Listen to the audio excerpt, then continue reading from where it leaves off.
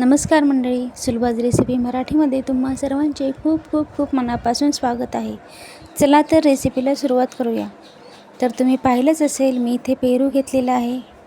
एक मोठा पेरू आहे हा आणि कडक आहे. पिकलेला बिलकुल घ्यायचा नाही आहे आपल्याला.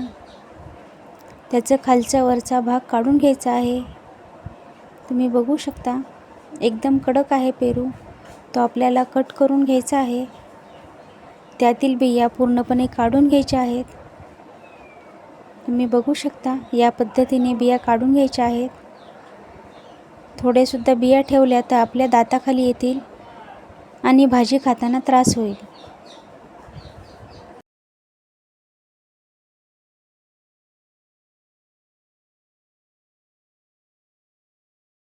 तुम्ही इथे बघू शकता, या पद्धतीने मी पेरू कट करून घेतलेला आहे. थोड्याशा मोठ्या मोठ्या फोडीच करायच्या आहेत आपल्याला, एकदम बारीकही करू नका. मी इथे कढई गरम करत ठेवलेली आहे. त्यामध्ये आपल्याला 1 चमचा तेल टाकून घ्यायचं आहे आणि मोहरी, जिरे, कढीपत्ता, आवडत असेल तर हिंगही टाकू शकता तुम्ही. आणि आपल्याला आता पेरू टाकून घ्यायचा आहे. कट करून ठेवलेला पेरू होता तो टाकून घ्यायचा आहे.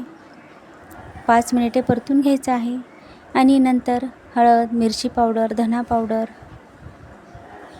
आणि आपल्याला काळा मसाला देखील टाकून घ्यायचा आहे.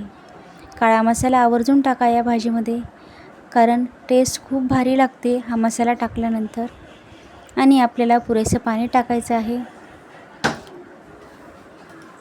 आपण इथे चवीपुरते मीठ टाकून घेणार आहोत आणि गुळाचा खडा देखील टाकायचा आहे, कारण की चव बॅलन्स होते भाजीची गुळाचा खडा टाकल्यामुळे.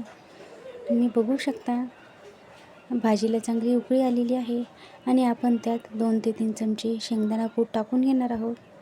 भाजी बऱ्यापैकी मी इथे पातळच केलेली आहे, कारण की आपण भातासोबतही खाऊ शकतो. भाजी इथे तयार झालेली आहे. तुम्ही बघू शकता, छान रसरशीत भाजी तयार झालेली आहे. वेळात वेळ काढून माझी रेसिपी पाहिली त्याबद्दल खूप खूप धन्यवाद.